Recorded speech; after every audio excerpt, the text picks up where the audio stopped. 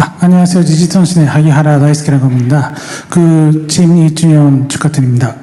그동안 한일 관계는 엄청 좋아지고, 저도 개인적으로 기쁘게 생각하고 있습니다. 근데 많은 분야에서 협력이 이루어지면서도 약간 어려운 분야가 조금 남아 있는 것 같습니다.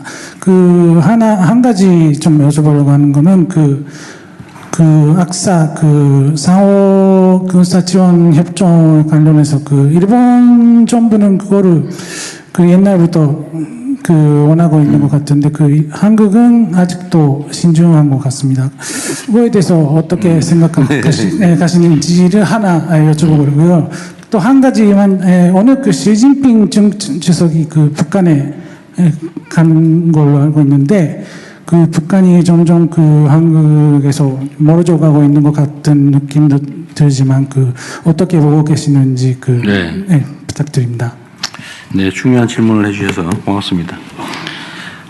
우선 동아시아 전체의 외교 안보 상황이나 이런 거에 관해서 말씀을 좀 드리면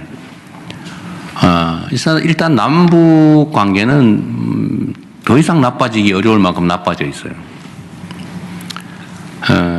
우리는 이제 대화, 소통, 협력, 공존, 공동 번영 이 길을 가고자 하죠. 그러려면 사실은 상대를 존중해야 하거든요. 그런데 이게 정치적 요인에 의해서 존중을 하는 게 아니라 적대시했죠. 심지어 전쟁을 유발하려고까지 했잖아요. 북한이 참 견디기 어려웠을 거예요. 맨날 무인기본에서 일부러 들으라고, 일부러 보이라고 했다는 설까지 있지 않습니까? 내가 도발하고 있다. 뭐 이렇게 몰래 한 것도 아니고, 일부러. 그걸 이제 계엄의 명분으로 삼으려고 군사 충돌을 유도했다고 하는데, 그걸 견뎌내면서 얼마나 모멸감을 느꼈겠어요? 객관적으로 대한민국의 군사력 수준은 세계 군사력 5위로 평가받고 북한은 31인가 뭐 그래요. 근데 객관적 지표로 보더라도 우리나라는 국방비로 쓰는 돈만 북한 1년 국민 총 생산의 1.5배쯤 돼요. 이 사실은 객관적인 전력은 경제력 차이잖아요. 국방력도 비교할 바가 아니고 그냥 핵무기에 자꾸 매달리겠죠. 그런데 거기를 적대적으로 위협을 했던 거죠, 사실은. 우리가 압도적인 군사력을 가지고 있으니까. 이제 그게 쌓인 겁니다. 그래서 철천지 원수도 앞으로 나한테 말도 걸지 마. 말 걸면 죽일 거야. 지금 이래 된 거예요. 그리고 말 걸 가능성이 이렇게 담장을 쏴버렸어요. 지금 155마일 붕괴선상에 삼중 철책, 철근 콘크리트 방벽 이런 거 쌓고 있어요. 싹 다 쌓겠대요. 전 붕괴선에. 들여다보지도 말라 이거예요. 이렇게 됐어요. 근데 이렇게 되면 피차 손해죠. 군사적 긴장이 높아지고 대결적으로 가게 되면 경제 상황이 나빠지지 않습니까? 제일 피해보는 건 우리 국민들이죠. 경제적으로 어려워지니까. 주가 저평가의 한 원인이기도 하잖아요. 한반도의 지정학적 리스크. 어쨌든 이걸 해결하기 위해서 우리는 그래도 좀 얘기는 하자. 전쟁을 할 때도 원래 대화하는 외교는 하는 거예요. 오른손으로 때리고 싸우더라도 왼손은 잡아야 되는 거죠. 소통을 해야 돼요. 그래야 전쟁을 끝내기라도 할 것 아닙니까? 불필요한 희생을 피차 맞고 하다못해 포로 교환이라도 하려면 대화를 해야 될 거 아니에요. 근데 아예 다 떴어요. 그거 어떻게 되겠어요? 그래서 우리는 그래도 끊임없이 관계 개선을 위해서 노력해야죠. 약간의 성과는 있어요. 오물 안 보내잖아요. 남쪽에다 대고 방송에서 괴롭히는 거 안 하잖아요. 강화도 주민들은 요새 방송 안 해서 좋다고는 하는데 참 여하튼 그래서 조금씩 개선은 돼요. 그러나 그렇게 쉽지는 않습니다. 이게 시진핑 주석께서 한 말이 있죠. 뭐라더라? 석자 얼음이 하루 만에 다 녹겠냐. 녹이긴 하더라도 시간이 걸릴 거다. 한중 관계도 그렇게 얘기를 했는데 남북 관계도 그 비슷하지 않을까 싶습니다. 그렇다고 포기할 수는 없어요. 끊임없이. 왜냐하면 우리한테 손해니까요. 그리고 역사의 눈으로 보면 80년, 70년 길지 않습니다. 역사적으로 보면 300년 만에 다시 뭐 합치는 경우도 많고요. 대한민국이 이렇게 분단돼서 대결하고 하는 것도 길게 보면 그렇게 뭐 오래되고 심각한 거 아닙니다. 우리 헌법이 정한 바의 길을 가야죠. 평화적인 통일의 그 지향을 포기할 수는 없습니다. 그렇다고 해서 현재 상태 통일 얘기하면 더 관계 나빠지니까 일단은 평화 공존하는 것으로 소통하고 대화하고 존중하고 함께 공존하는 걸로 가야 되지 않을까 싶어요. 저는 뭐 시 주석이 북한을 방문하고 또 러시아와 북한이 또 밀접하게 또 관계하고 또 남북 간에는 점점 뭐 경계가 좀 더 커지고 경계선이 점선이 실선이 되고 실선이 이제는 뭐 장벽이 되고 그렇긴 하지만 끊임없이 대화해야 된다. 특히 주변 국가들과의 관계를 정상화해야 된다.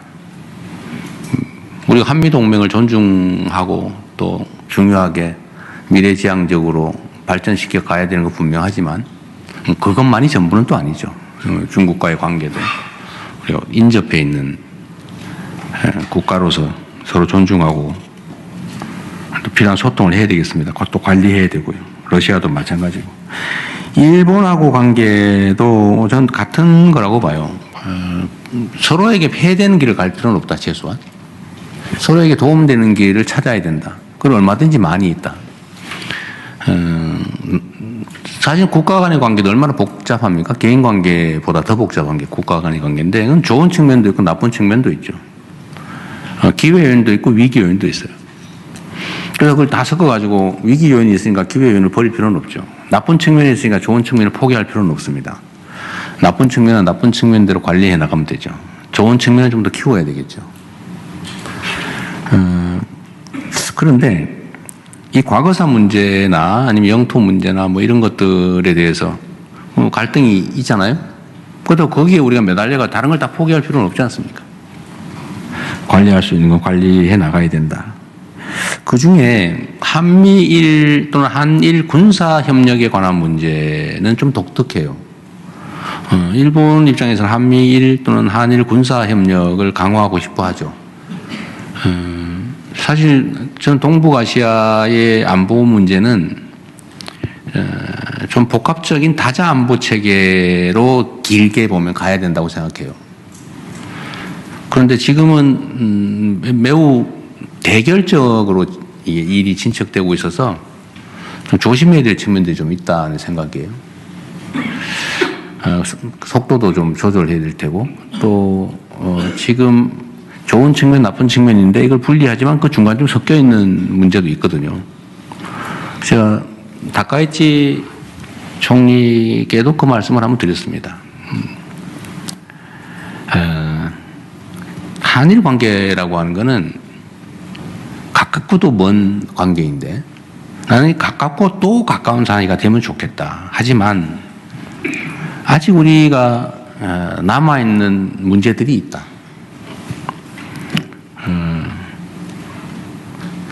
분명히 중복질을 해서 내가 맞았는데 맞아가지고 내가 눈도 터진 과거의 기억이 있는데 치료비도 내고 내가 일도 못하고 그랬는데 우리 친하게 지내자. 그래 일단 필요하니까 친하게는 지내지만 진짜로 완전 협력을 할 수 있겠냐? 그러려면 내 전에 때려서 미안하다 진짜로. 그래야 진짜 친구가 되지 않냐? 너 그때 아팠지. 치료비 많이 들었지. 다시는 안 때릴게. 진짜 미안해. 그래서 진짜 안 때리겠구나. 이렇게 돼야 뭘 하지. 내가 언제 때렸는데. 그럼 미안하다고 한번 해줘 됐어? 또 해? 미안하다고 또 말해야 돼? 내가 3번 했는데 또 해야 돼? 이러면 그게 진짜 마음이 통하겠냐. 이게 내 생각이 아니고 우리 대한민국 국민들 바닥에 있는 마음의 일부다. 그런 것들이 정리될 필요가 있다. 그건 돈의 문제도 아니고 다른 문제가 아니라 그거는 정서의 문제다. 정서. 뭐 대한민국이 무슨 돈이 부족해 돈 내라고 너 옛날 취업이던 거 다 내놔 일 못해서 돈 못 번 거 다 내놔 이러지 않는다. 진정한 관계가 되기 위해서. 그래서 군수지원협정 이 문제도 대한민국 국민들 뭔 소리야 라고 생각한다 지금. 내가 보기엔 현실적 필요성이 있다. 그러나 그건 현실적 필요성이고 우리는 국민들의 정서상 이거 받아들이기가 현재는 어렵다. 이런 얘기하면 나 혼난다. 우리 입장도 이해하시라 이렇게 얘기했어요. 그런데 상황이 지금 현재는 그렇습니다. 이게 본질적으로 다 깨끗이 정리된 상황이 아니기 때문에 그렇죠. 저는 정리해야 된다고요. 언젠가는 반드시. 그래야 진정한 한일 관계가 이루어진다. 진심으로. 때려서 진짜 미안해. 가 진심으로 해야 된다. 언젠가 그래 될 거라고 봅니다.